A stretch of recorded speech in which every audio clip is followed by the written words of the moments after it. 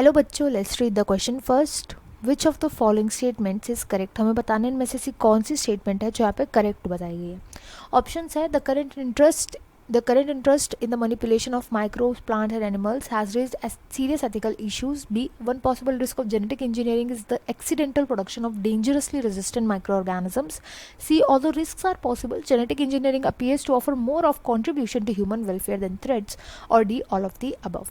हम बताना इनमें से ऐसी कौन सी स्टेटमेंट है जो करेक्ट है. तो यहाँ पे जो की कॉन्सेप्ट यूज़ किया जाएगा ये होगा बायोटेक्नोलॉजी के बारे में बात करेंगे. बायोटेक्नोलॉजी या जेनेटिक इंजीनियरिंग जो होता है ये क्या होता है, एक ऐसी फील्ड होती है जिसके अंदर हम कोई भी जीन ऑफ इंटरेस्ट लेते हैं, जीन ऑफ इंटरेस्ट को लेते हैं एंड इस जीन ऑफ इंटरेस्ट को इनकॉर्पोरेट कर देते हैं एक होस्ट के अंदर.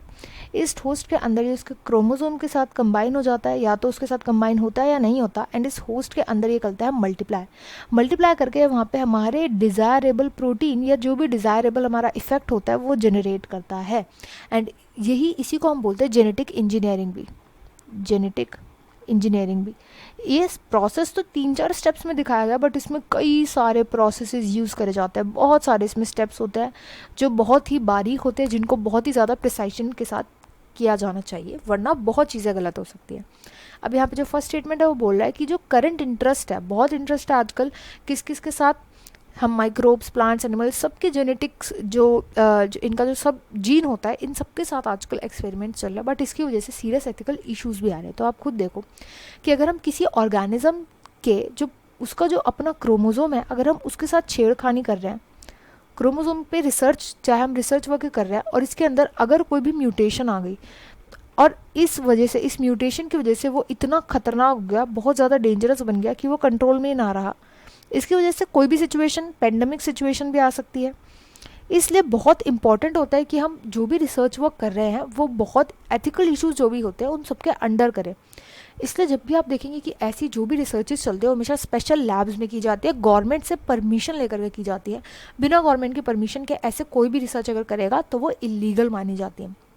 इसलिए फर्स्ट स्टेटमेंट यहाँ पे एकदम करेक्ट है. बी यहाँ पे बोला कि एक पॉसिबल रिस्क होता है जेनेटिक इंजीनियरिंग का कि एक्सीडेंटली रेजिस्टेंट माइक्रो ऑर्गेनिज्म को हम जनरेट कर दे. एंड यस, ये भी स्टेटमेंट एकदम करेक्ट है. अब जब हम इस होस्ट के अंदर, जो माइक्रो ऑर्गेनिज्म होस्ट है, मैंने मान लिया बैक्टीरिया है, इसके अंदर मैंने अपना GOI that is gene of interest डाला. जीन ऑफ इंटरेस्ट डालते ही इसके अंदर आ गई कोई म्यूटेशन, एंड इस म्यूटेशन की वजह से क्या हो सकता है कि ये किसी भी एंटीबायोटिक के रेजिस्टेंट होगा.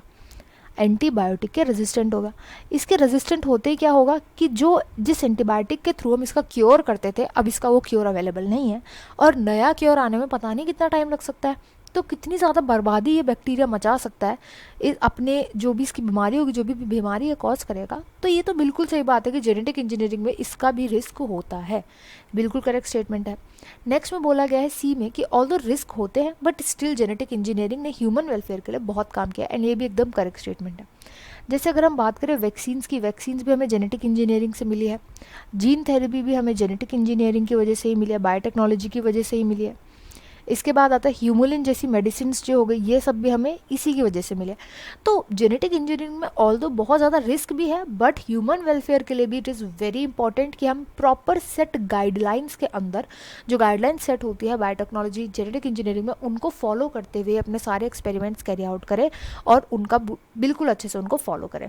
तो इस क्वेश्चन का राइट आंसर हो जाएगा all of the above statement. सभी के सभी करेक्ट है. I hope you understood well. Best of luck and thank you.